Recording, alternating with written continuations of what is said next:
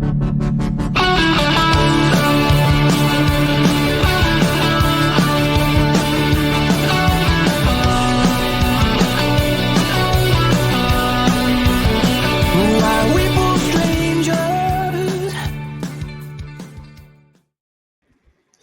right, everyone, welcome to another episode of the Tune Under podcast. We are the Southern Hemisphere's best and only Newcastle United-based podcast in the Southern Hemisphere. I think I said that twice now.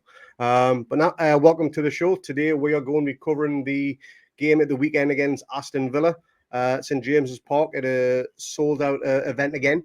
It should be a cracking game, always is against Villa. We've got a lot of history with those over the last few years or so. Joining me today, I have Dimi down in Victoria. How you doing, mate? Very good, mate. Just trying to stay dry. It's absolutely pissing down today, and you guys are probably sweating bullets up there. But just another beautiful spring day here in Melbourne. Well, give an idea of how batshit crazy weather the weather's been here in Queensland. Yesterday, I had a heatwave warning, a cyclone warning, and a storm warning, all within half an hour of each other. So that is literally batshit, albeit one of them was just a test. But, you know, that's Queensland all over. And joining us too, we've got Lee, who's down in Brisbane. How are you doing, it?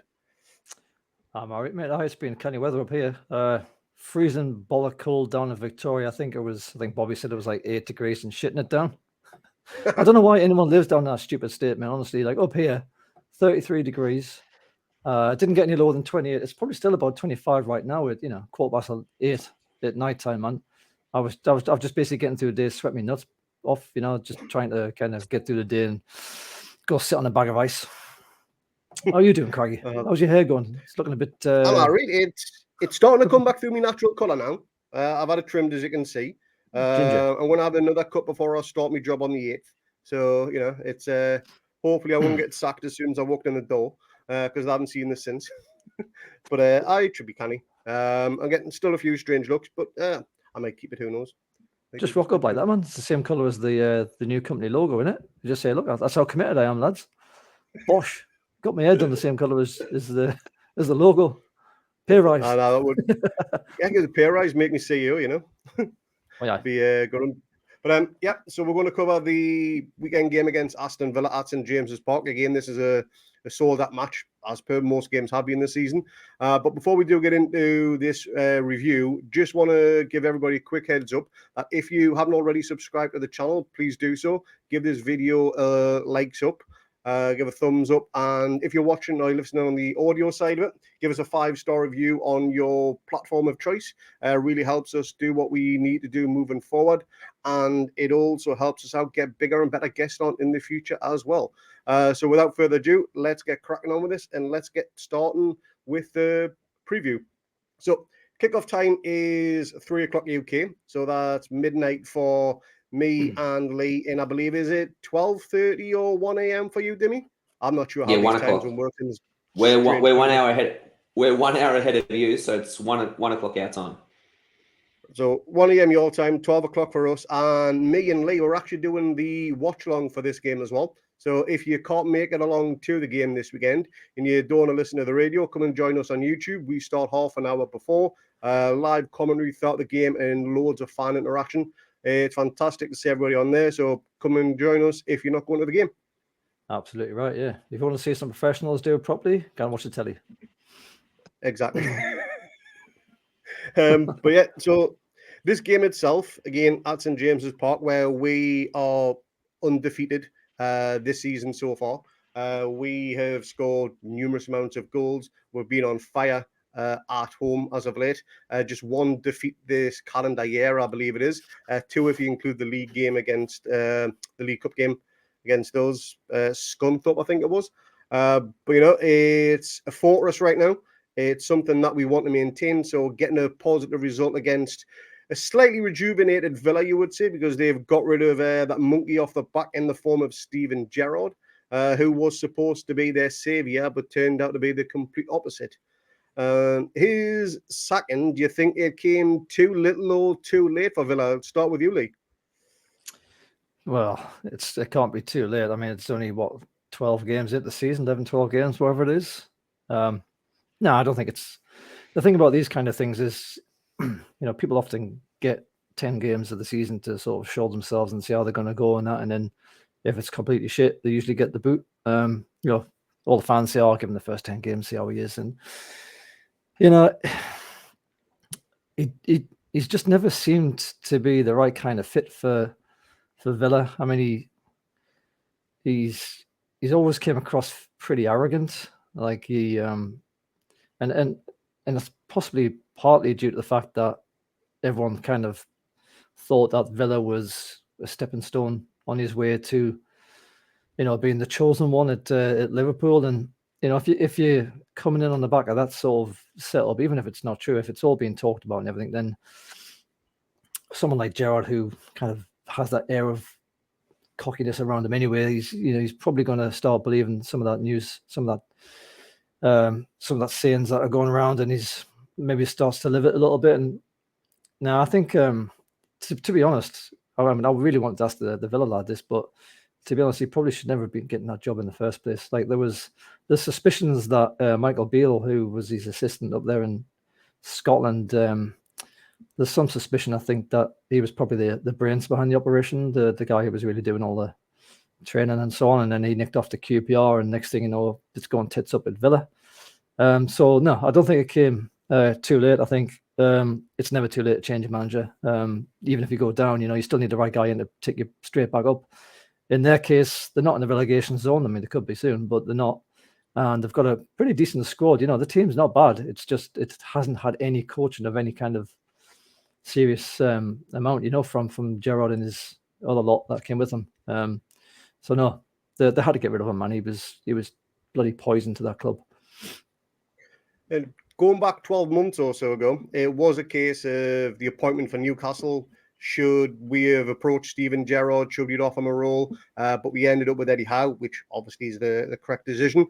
Lots of Villa fans at the start of Eddie's appointment and Stevie's appointment were all saying you made the wrong decision. Stevie Gerrard should be the one that should be taking Newcastle forward. He's got the better connections. He can sign all these players, blah, blah, blah. 12 months on, Dimi. What's your thought about that? Well, clearly they were wrong, weren't they?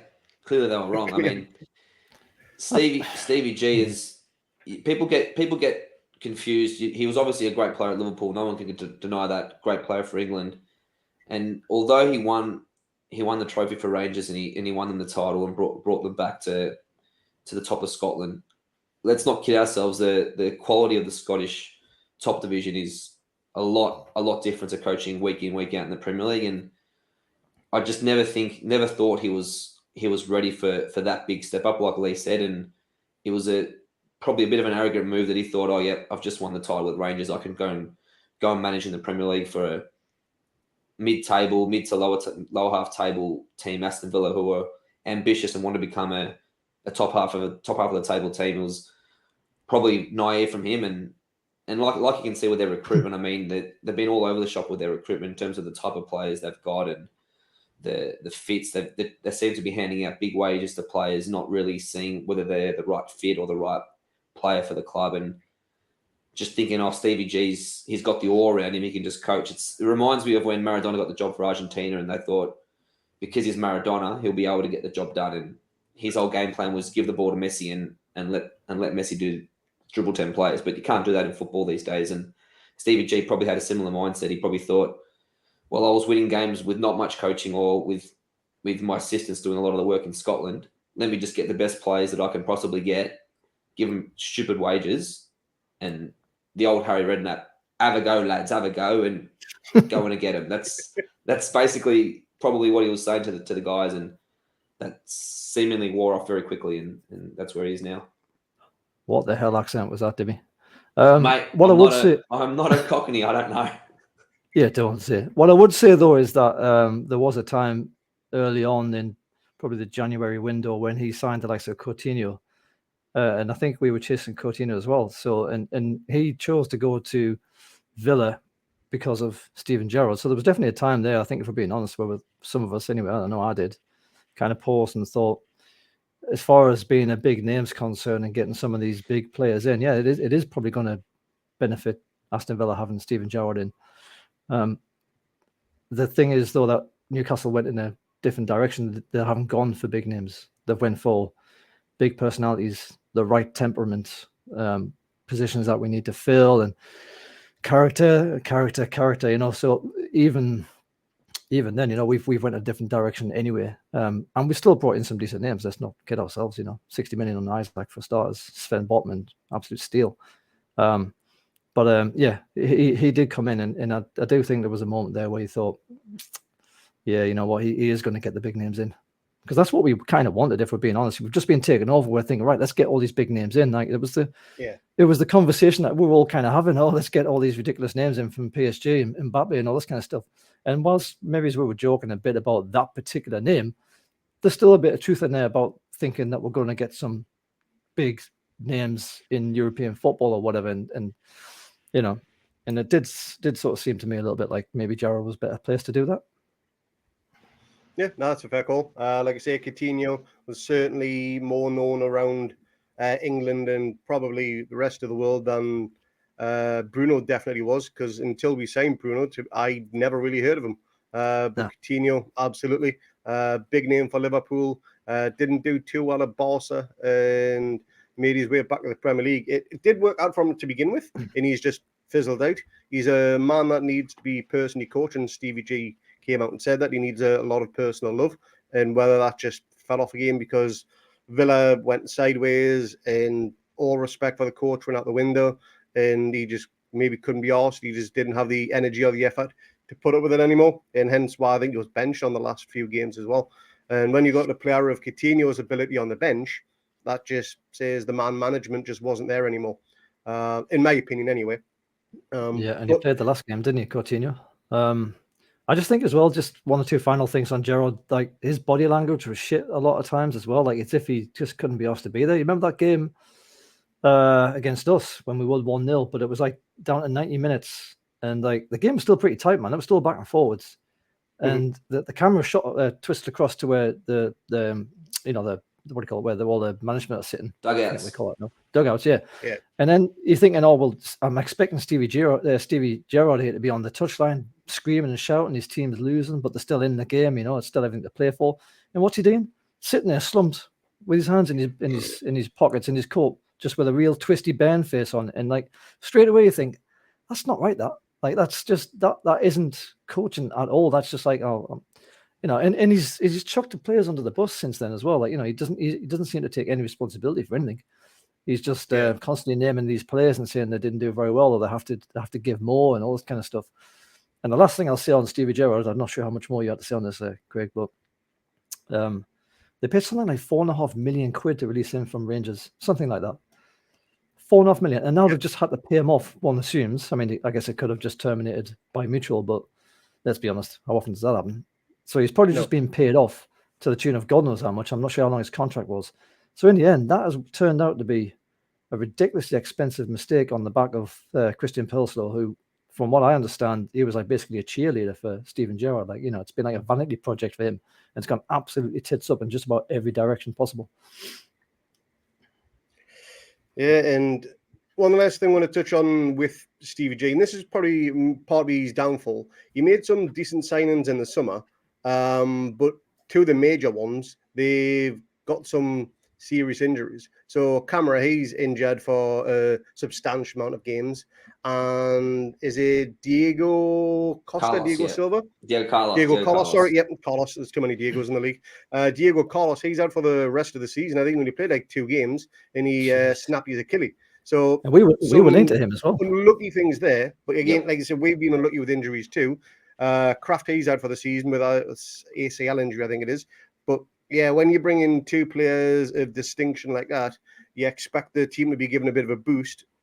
And the quality that was there just suddenly dropped off. So maybe that had an impact. Enough of Villa talk. Let's get on to Eddie in his flying high mags. We sit 4th in the table right now after that absolutely sensational victory down at the Tottenham Hotspur Stadium. I don't think I've had a chance to ask us both, and I probably know your opinion on this one. Wilson's goal, should it have stood? On an unbiased opinion, I'll start with you, Dimi, first. Absolutely. I mean, Laurie went down like a sack of shit. He didn't clear the ball, and he flailed because he knew he stuffed up and didn't clear the ball. So Wilson's well in his right to stand his ground and not do anything. He didn't change direction to block him off or to foul him. So Wilson can't just disappear. He's not a magician. So if Laurie is going to come out like that and not clear the ball, it's a contact sport, play on. Your thoughts on that one, Lee? Of course it was fine. I mean, you know, I was listening to a bunch of Spurs podcasts as well earlier in the week there, just to kind of revel in the victory a little bit, but also to kind of get their idea of it. And they were quite balanced in general. You know, they were kind of saying we're a good team and all this. It sort of sounded a bit like through gritted teeth, but you know, that's to be expected. We're kind of up on the coattails, potentially challenging their spot. But they were all pretty much all to a person said that, of course, it was fine.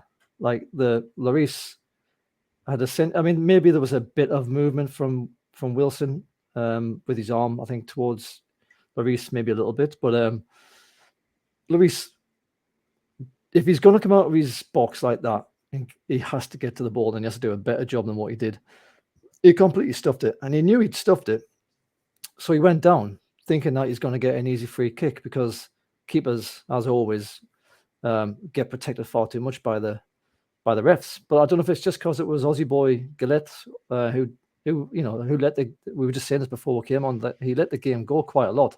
And I do wonder if part of that was him just saying, "No, get up, you're bloody wrong, and get up." You know, that's obviously fine, or just basically because it was obviously fine that it went on.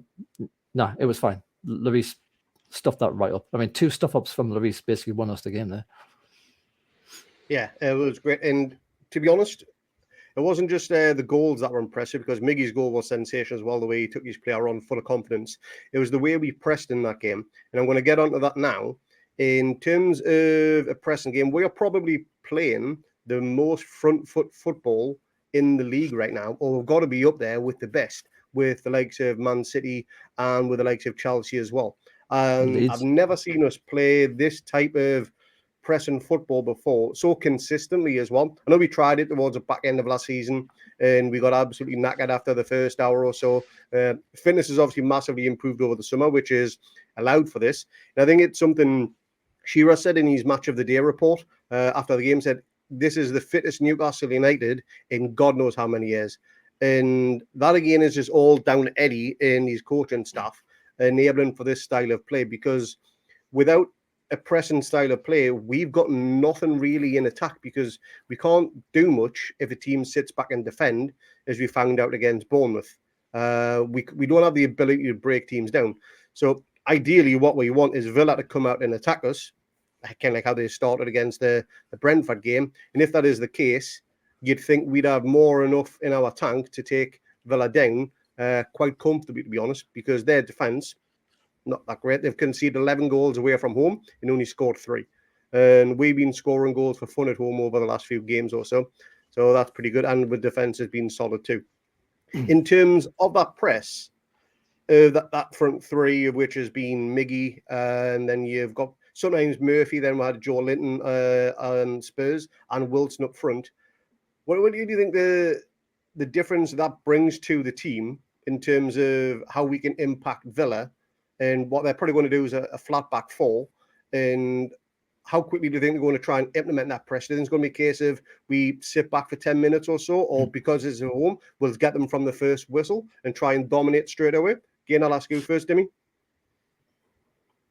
Yeah, I think we'll be relentless from the first minute. I think the way we play, we don't give any space or any time to anybody. And I think what Eddie's instilled in the whole squad really is you go 100 miles an hour until you can't, and then I'll sub you off and I'll bring somebody on who does exactly the same thing. So on the weekend, for example, I think it was Miggy who was completely stuffed. He brings on Murphy. Murphy's chasing down the keeper, chasing down the fullbacks, doing exactly the same as the starters were doing. So absolutely, we're not going to give Villa an inch, and I don't think they're built. We'll talk about this in a minute, but I don't think they're built for a team to press them like that. They don't have the quality to be passing out of the defence like potentially Tottenham did at times, and Man City have in the past, and Liverpool. But I think that high intensity style, the way we're relentless from minute one, it usually breaks teams, like we've seen against Fulham, Brentford. It does break teams, and it takes a lot of quality to overcome it. So yeah, I don't think we're going to give them a minute to breathe. So with Aaron Danks being the temporary coach now, the interim coach, if you'd like, in the Graham Jones role, it's almost a free hit for him, is a word that we've used over the past few weeks or so, especially with some of our games. Could it just be a case of he just wants Villa to sit back, absorb all the pressure, have 10 men behind the ball, and try and get us on the counter if we're lucky, and just try and play for a point? Is that something he could do just to try and get that march up the table, Lee? Well, I mean, right now what Villa need is points. But, also you can kind of look at it as Aaron Danks putting himself in the window for a job somewhere else. Like all these guys have ambitions for the top job. Most of the teams, when they come away from home, most of not the top six, but most of the other teams kind of sit back a bit and try and feel their way into the game and hopefully hit you on the transition on the break. I mean, we're the home team, so we're going to be coming out and pressing from the start, as Dimi says. I think that's pretty much to be expected, and they'll be expecting it too. So they'll be sitting back a little bit. They do have a few old people in their team. Well, I say old people, but not that old. I mean, like, got a few 30s. I mean, Ashley Young's still playing at 37, and apparently he's found a new rich vein of form. So, and he's always been fairly rapid as Ashley Young. So, it could come down to a case of pace and I guess ultimately fitness. Yeah, I mean, I don't know how fit Villa are. If they haven't been particularly well coached by Steven Gerrard, then one game under Danks isn't going to kind of replenish their whole fitness levels. They're going to be suffering from that for a little while yet. I mean, it took us all of last year really to get to where we are now.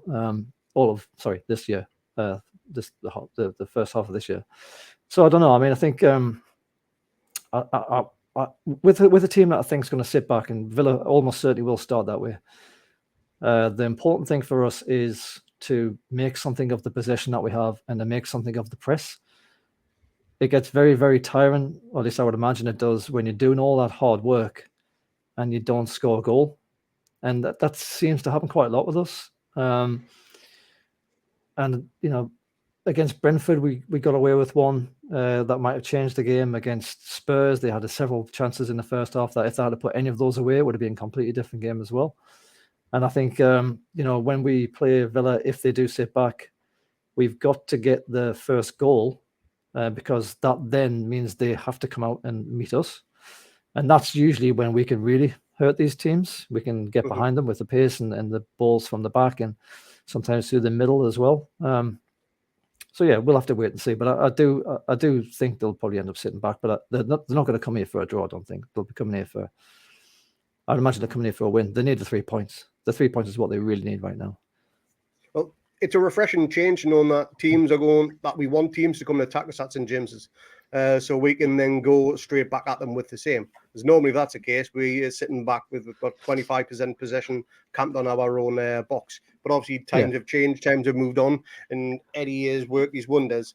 And well, I mean, that's largely because we've built the foundations in defence. That defence is completely different from what he inherited. It's by and large rock solid. I mean, obviously, Kane gets around the back of Trippier, who shouldn't be bloody marking him in the first place. I've no idea why the smallest person in our team was marking one of their biggest and most lethal strikers at the back post. That was obviously a mistake, and mistakes happen. But you look at across Trippier, obviously in England international, he's superlative at everything that he does. He's a captain, born captain. You got Dan Burn, who is out of position, and despite my fears, seems to be doing all right there. He seems to be holding his own, even though I don't think he's the quickest. And yeah, he's better in the centre for me, but nonetheless, he's doing very well. They keep Matt Target out. And then you've got the centre pairing of Shaw and Botman, which are Shaw has a mistake in him, but Botman just seems to be invincible. So everything that we're doing at the minute is because that back line was completely changed. I mean, aside from Shaw, but it's been reinforced. It's impenetrable at times, and that's where this is coming from. That's what it's built on. Don't forget Popey. Yeah, Pope as well. Yeah, I think I'm still not sure about Pope. I mean, I know he's got he's probably better than Dubravka in many ways, but he has still got a bit of a mistake on him as well. He does a tendency to flap. He doesn't really command his area that well. I don't know. if he's better than Dubravka, then we've still improved. Let's just leave that at that for me. You touched on Shaw just before, so we're going to come to you here, Dimi. We talk about players reborn, so whether that be Joe Linton, Miggy Almiron, but Fabian Schär was on his way out the door. He could have talked to any club in Europe in January, but Eddie convinced him to stay and sign a new 2-year contract, and he's never looked back since. He does look like an all-new player, and confidence is shining through. Do you think that's due to his partnership with Botman, or just Eddie working his wonders like he's done with everybody else? I think it's both. Schär did hit some good form at the end of last season when he was playing with Big Dan Burns, so it wasn't as if just this season he's found his form. But I think it's the confidence that Eddie's given him. He's given him not the keys to the team, but he's given him that belief and confidence that you can be that strong centre half in the Premier League. I mean, how many times did we see Schär give up goals in the past and make stupid decisions and just a walking error? But he's touchwood, he's taken a lot of that out of his game, and you just see him playing with a confidence. He strides out of defence, he pings 50-yard balls, left foot, right foot. At the moment he's the ultimate defender, and the way we play, him and Botman, their quality on the ball is very underrated. And not to bring it back to my mate Jamal, but we wouldn't be able to play. We wouldn't be able to play the same way. We've got Jamal Lascelles and Kieran Clark at centre half. The way these guys ping balls and have the confidence to take the ball forward, it's refreshing. You know, when you've got Ivan Drago next to you as a centre back, it's pretty invincible. The man is a mountain, and he's still only 22. I think we've all got a bit of a soft spot and a slightly hard one for Sven Botman at the minute. The man is an absolute beast and future captain of the club. I think that is a bit of a no-brainer on that one, providing we can keep him along with Bruno. I'm not going to talk too much on Bruno and the potential transfers. We'll go down a special one in a few weeks' time, maybe. But getting onto this midfield, I just want to touch on this. I don't know if you have noticed this over the last few games, if you've watched the full 90 minutes or so. But when we're in attack, Kieran Trippier is almost a midfielder.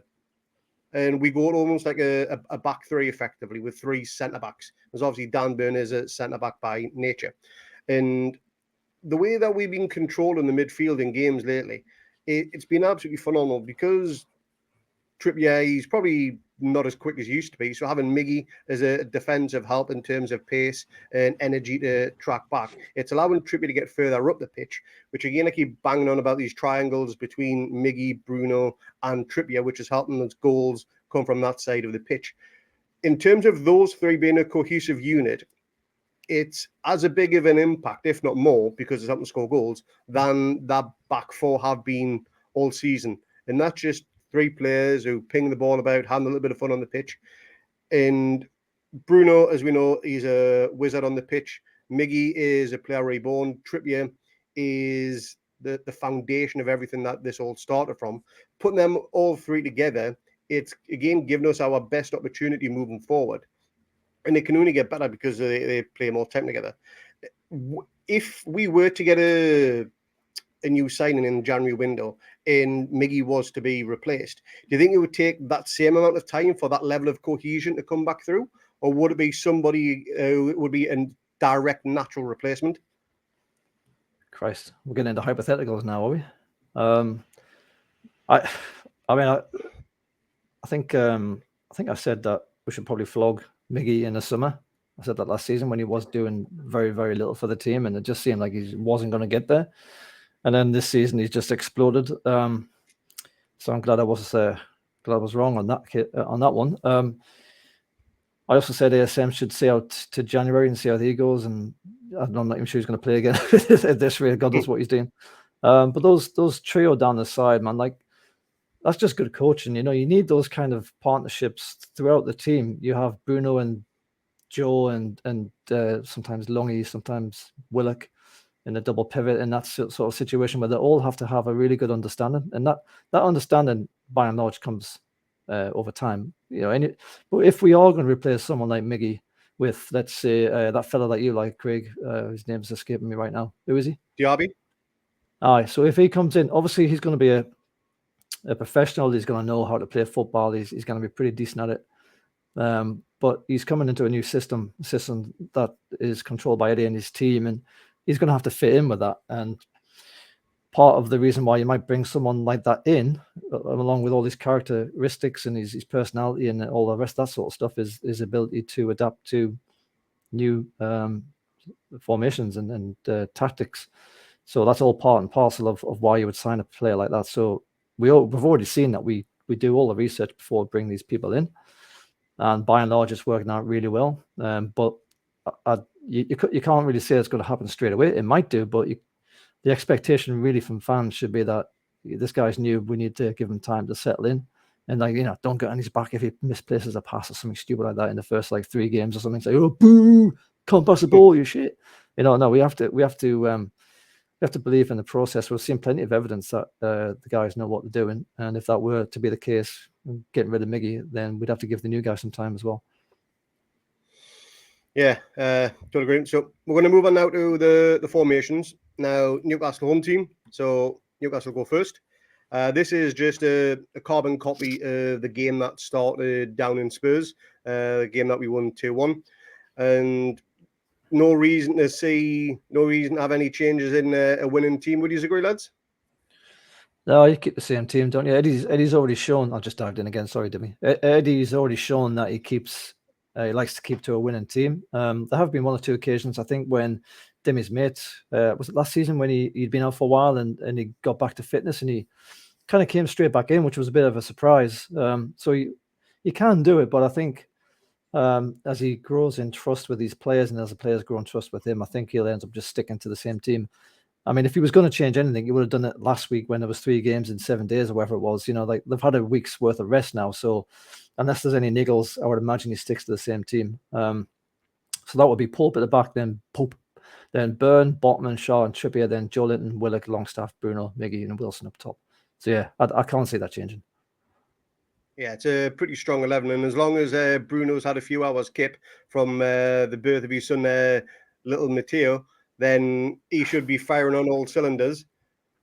Fingers crossed he's got a nanny or somebody who can just take him into a quieter room. Yep, you can do your stuff. You've got a big game at the weekend. How do you see that lineup, Dimi? Again, no reason to change your winning formation.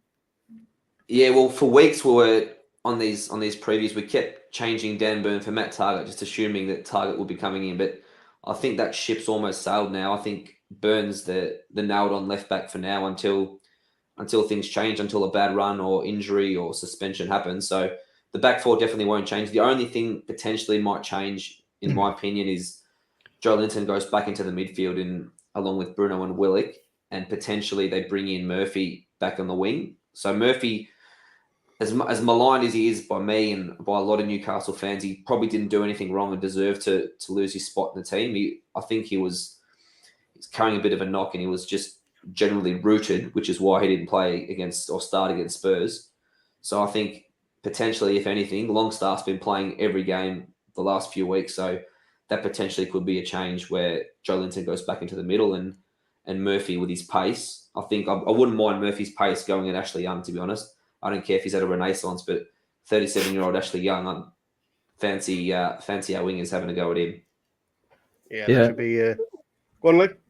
The thing about I wonder if Murphy's like last year's Miggy, and so next year will be this year's Miggy. You know what I mean? So Murphy's next on the line to get renaissanced by the Eddie team, with the magic wand. So just watch out for preseason next year. If he scores 19 goals, he's on fire.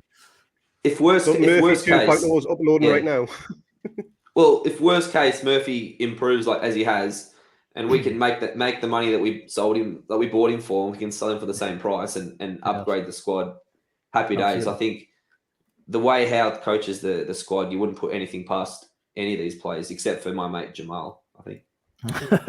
And also Murphy's contract until 2027. Sorry, League One. Just one last thing as well. You're talking about triangles there down the right, but we sort of missed that on the left. When it was Target and ASM, there was that understanding that the two actually played really well together, bombing down the wing, and Target would overlap and ASM would be waiting for it, and then usually there wasn't much of an end product. But nonetheless, there was still a good understanding, and I don't think we have that down the left at the minute. We're doing all right, but we'll be doing it at the risk of becoming very predictably a right leaning side, if we don't solve that left side thing. Maybe that's why they've stuck Joe Linton out there, because he's got probably better ball control and his passing is better than Murphy is. Murphy's passing can be shocking, as we know, at times. So that could be the reason, just to try and get a bit more left-right balance compared to previous games, because it's probably been 80% down the right as opposed to 20 on the left. So you're getting a balance with Joe Linton there on to the middle could be the reason. Maybe. And if it is, you want to hope that Byrne and Joe Linton are working it hard on the pitch, on the training pitch, to get that understanding going. I think the reason he plays Joel there really is just because he kind of drop him, and he wants to have Willock in, and he wants to probably have Longstaff in and Bruno in, and he wants to basically have all these toys in his prime, and Joe Linton, you just kind of drop him because he can drop into the middle. I mean, against Spurs, like we lost the ball in transition, and Spurs legged it halfway up the pitch, and we're now half bobbing towards goal. And Joe Linton legged it the entire length of that pitch and just took the ball off his toes and then passed it and got on with it, That's why you keep Joe Linton in the team. And if you have to play him down the left where he has played before, then why not, And when we do get Isak and ASM back, it's going to be one cracking headache for Eddie how to try and resolve, because that's going to be one hell of a starting 11 he's got to try and conjure up. It probably won't be until after the World Cup for Isak, maybe even the same for ASM, as you mentioned before. Don't say you need to risk him, get him back to full fitness, give him another pre-season effectively, get him back up. That may be worthwhile, and then take it from January. But yeah, that's probably our strongest starting 11 besides Shelvey. And how good was it to see him having a few minutes against Spurs? Yeah, it was nice seeing him trotting on. He must be absolutely knackered after that little run out. Yeah, go on. I do think, though, if you do bring those other two guys, ASM and Isak and Big Dog, then the two most likely people you're going to drop are Willock and Longstaff. I'd imagine that'll be how you do it. But then that has the benefit of actually giving us a fairly strongish bench rather than the absolute dross that we tend to have on the bench. So it's all it's all positive. Yeah, it's a good headache to have. It really is a good headache to have. And I'm going to move on to the Villa squad now. So this Villa squad was picked by our guest who unfortunately no-showed for us. He had a prior engagement that he couldn't get out of. So this is slightly different to the game that beat Brentford 4-0. The differences between that one is Ashley Young was at left back. Now, if he was to start this game as to post what our guest has picked, then that would mean Ashley Young has got to put up with the likes of Miggy, Trippier, and Bruno again in those triangles and so on. And you'd like to think would have him on toast if he was to be in that position. And just going through that lineup that has been chosen by Seb, again, was supposed to be a guest. Martinez in goal as their captain. Young at left back. Tyrone Mings, Konsa is the back two, and Matty Cash on the right. Louise and Dendonka, Bailey, how do you pronounce the one? Buendia. Yeah. And then he took out a page out of your book there, Lee. Ollie Watkins and Danny Ings up top. That formation, that team, is there any natural threats in that squad? Anywhere we can see they could do us any damage? Start with you, Dimi. Well, they've got quality on paper, individual quality, but do they work well as a team? Clearly, so far this season, no. But they're definitely to be respected and not to be ignored. So they've got Leon Bailey, came with a big reputation from the Bundesliga. He hasn't really done it so far at Villa. Danny Ings, proven goal scorer in the Premier League. Watkins has had a good couple of seasons at Villa in the Premier League as well. So they've got quality. It's just, does that all mesh together? And I think that, look, to be honest, at St James's Park, I back us against anybody, but that team is as good as the individual names on paper. I just don't think they're a cohesive unit as we are, and we're a genuine team. We're a genuine 11, 14, 15, however many play on that day. We are cohesive. Everybody knows what they're doing. Everybody knows their role, and it's a lot different to what the caretaker manager has to do here. He might release the shackles, like he said, Craig, and just say, have a go, and whatever happens. But yeah, I wouldn't be too concerned about whether they would be able to rip us apart or not. Lee?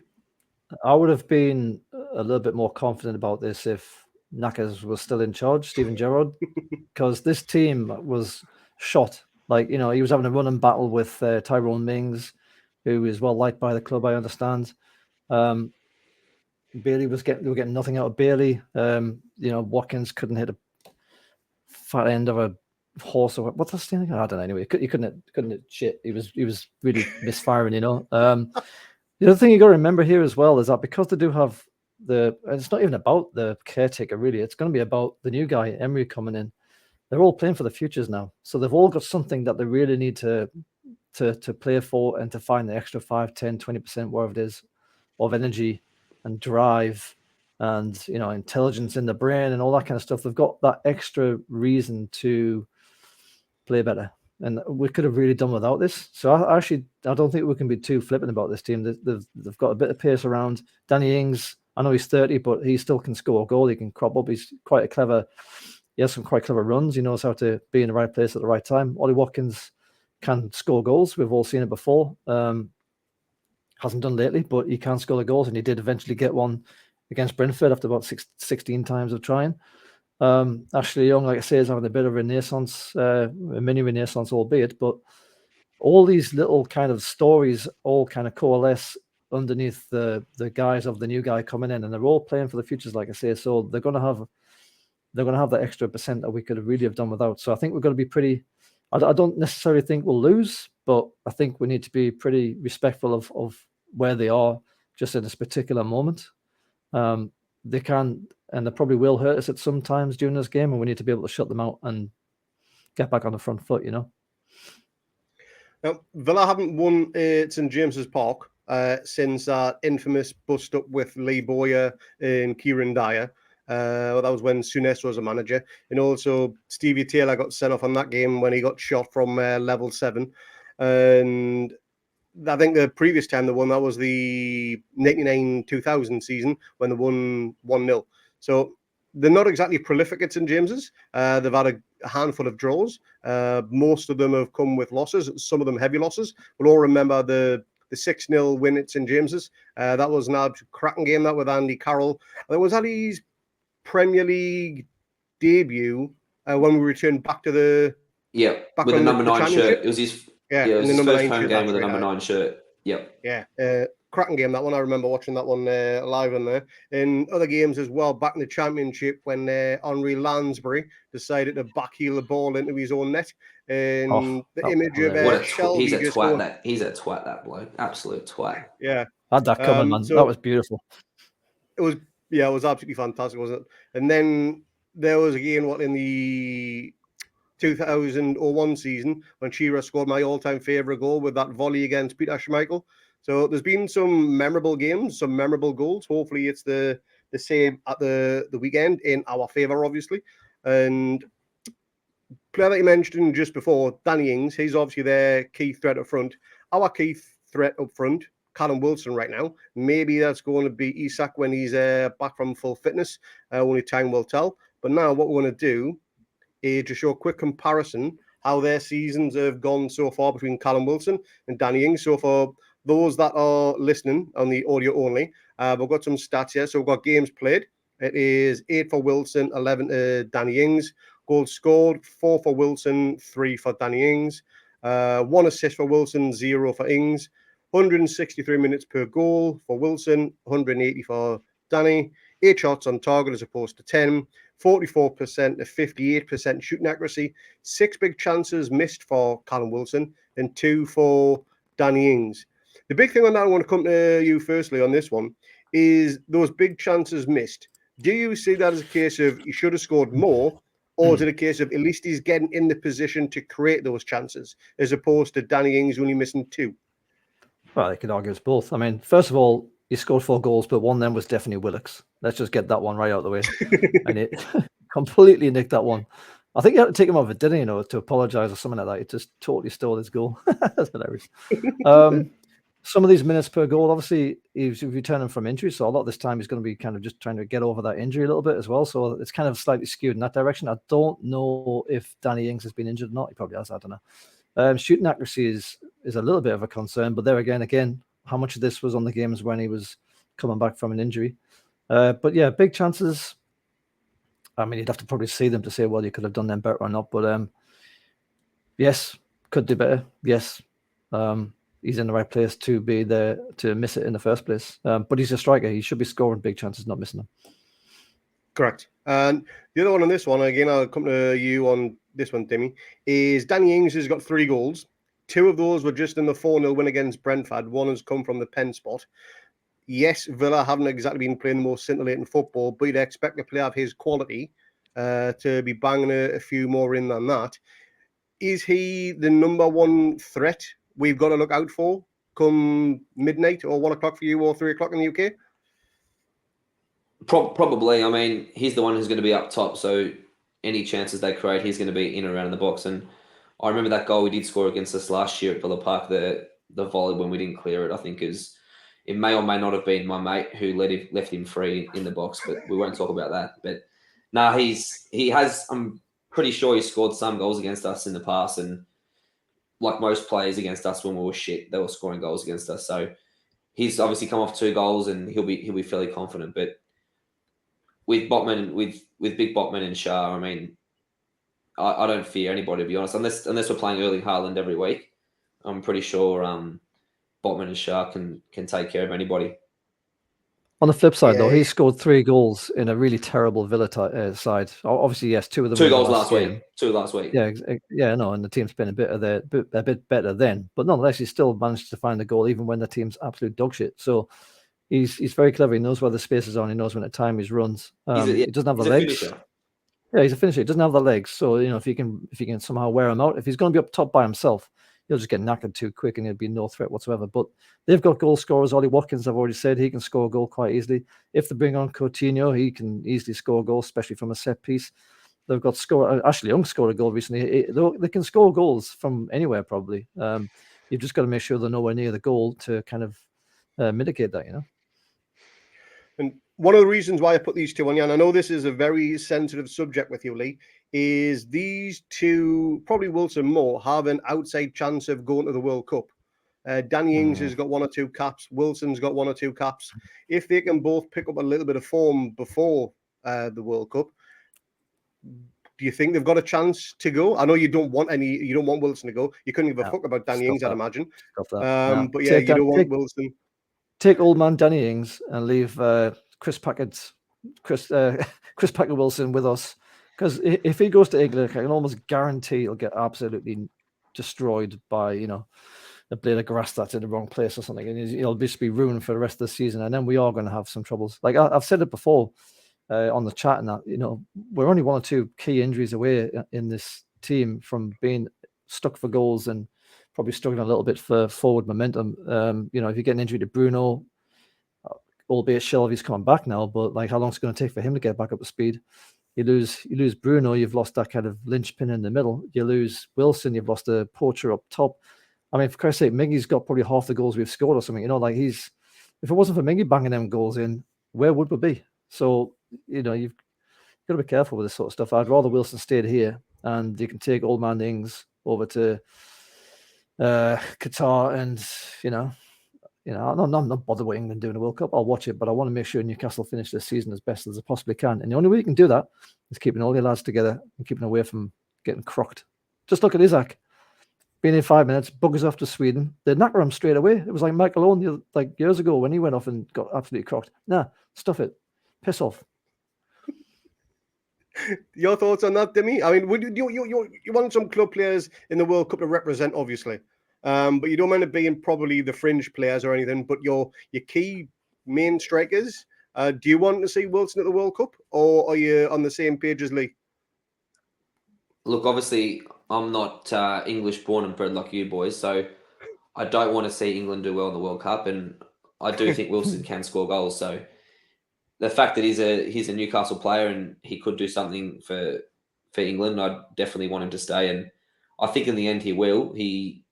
There's probably Tammy Abraham, maybe even Ollie Watkins, who are potentially, even though Watkins has been in shit form, potentially ahead of him. So I think that Wilson, we might be lucky and he'll be just spared a spot on the plane, and it's all the better for us.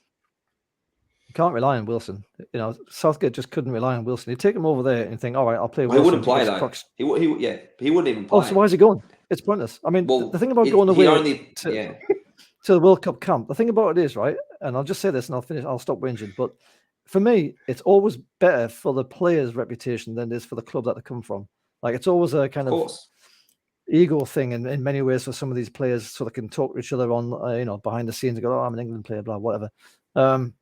It never seems to me to be kind of any real benefit for England, aside from the fact, for Newcastle, aside from the fact that you attract players to come to your club on the promise of being able to play for England.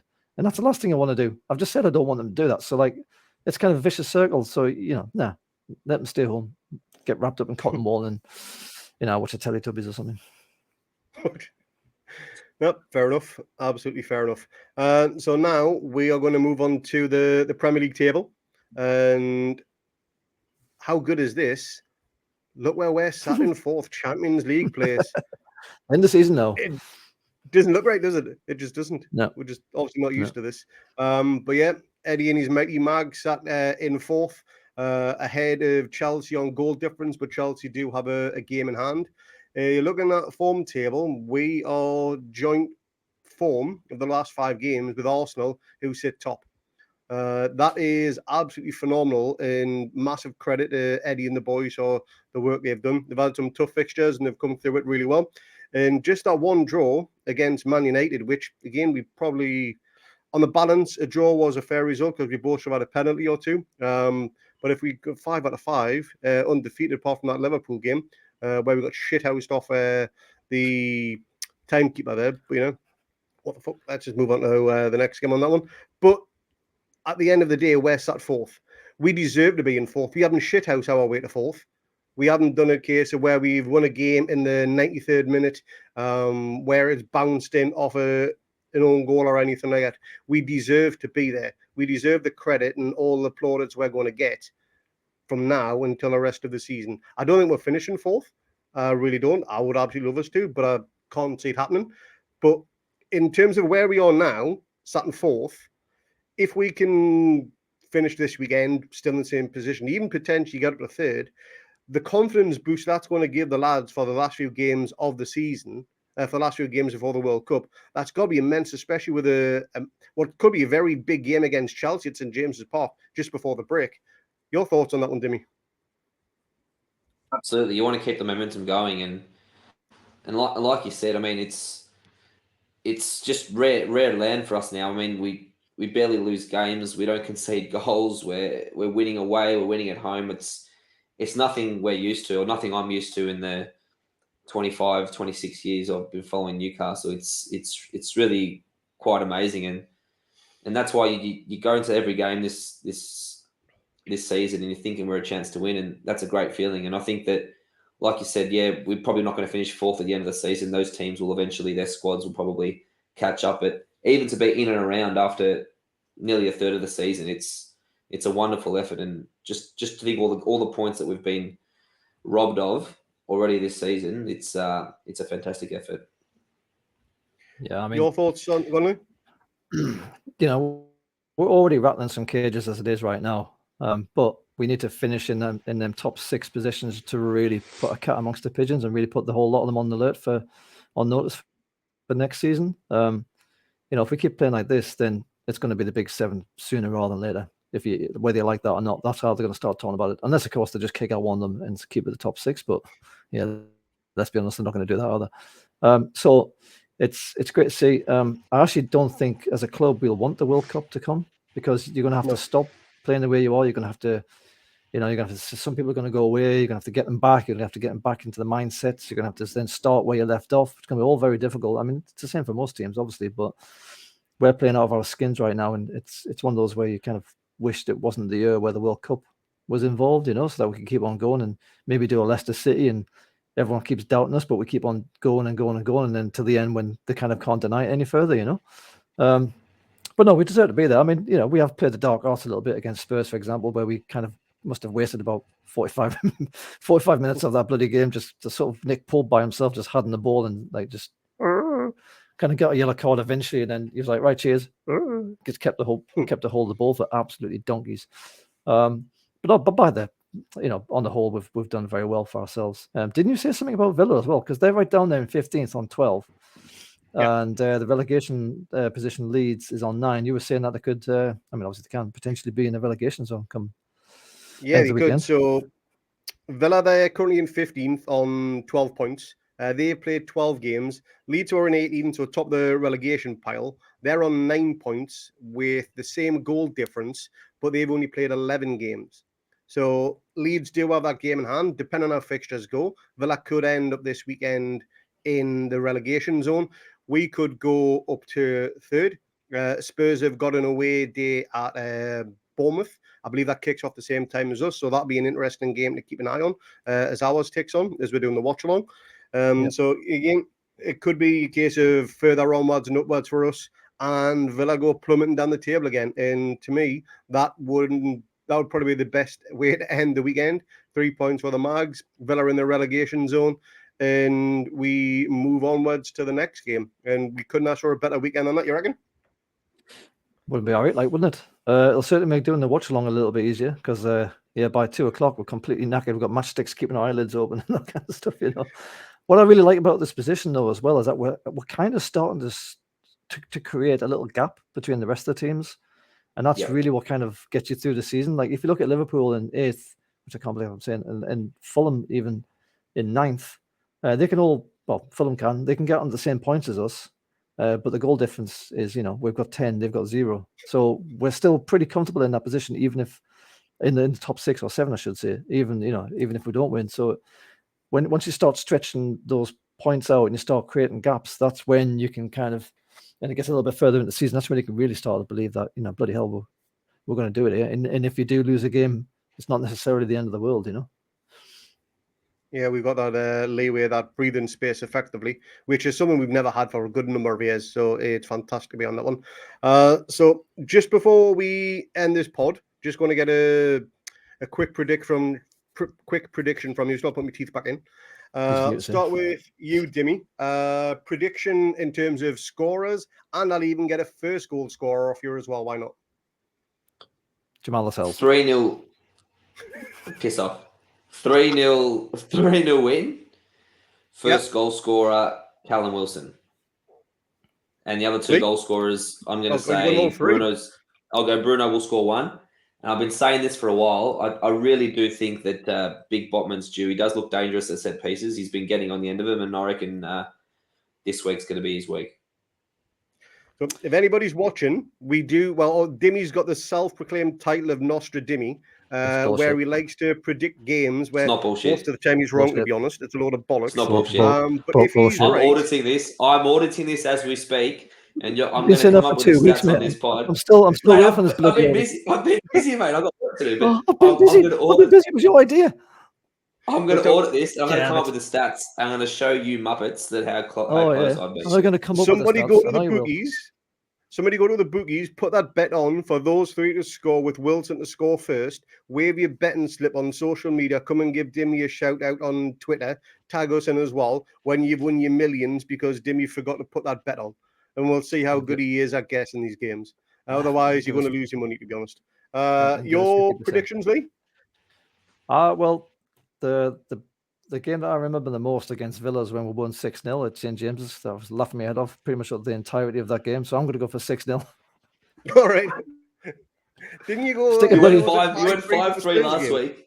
He's got 5-3 on the away game. Hey, mate, in your words, mate, I got the result right. Oh, fuck off. Yeah, man. I've been listening. You wait till my audit report comes out. You're in trouble, mate. You are in big trouble. Mate. You're the Uri Geller of bloody predictions. If you just make any old shit up. 6-0. And I think the first goal scorer. First goal scorer, Miggy. Miggy goal scorer. Well, I reckon Dimi cooks the books when he's doing his counter work. So God knows what he's going to do with the. Look at him. Not true. Not Look true. At that face. I do not. Proper dodgy. Well, I'm going to go straight down the line, man. And I think Joe Linton's due a goal. Big Joe. 2-0 with Big Joe. He is due one. He's had a few chances lately. But interesting, none of us have got us to concede there. Nah, well, just daft, don't we? Miggy 6-0 Miggy hat-trick. Mickey, actually, fucking hell. Jesus Christ. Yeah, it could happen. It really could. Put your house on it. The way he's playing lately, who knows? I'll tell you what, Craig. I'll tell you what. I'll go one better. If we win 6-0 and Miggy does a hat trick, I'm gonna get a tattoo of Miggy Almiron on my butt cheek. You all heard that's that, not good yeah. enough. That's not good enough. I want a tattoo of Lee was right across your forehead, mate. I'll do that as well. There's plenty of space for it. Oh, get out of here. But we're going to pretty much end the pod on that high there. Let us know your score predictions in the comments below. Also, as well, with the World Cup break coming up, let us know any content you want us to do during the World Cup break. We love to see what others want to see us do, and give us some plenty fan interaction. Follow us on Twitter, Facebook, Instagram. Leave comments down below. Give us a 5-star review on all the audio platforms. And don't forget to like, comment, and subscribe on this YouTube video as well. Let your friends know about it. We got the watch long this weekend. Come and join me, Lee, and I think Mark might be on there as well, half an hour before kickoff. That link is already in our YouTube channel, so you can set your reminder for that one. But all that's left to say is thanks, Lee. Thanks for Dimi coming on. And good luck for the match at the weekend. Cheers, Corey. Cheers, Dimi. Away the lads. Come on. See you later, boys. See ya. See you, mate.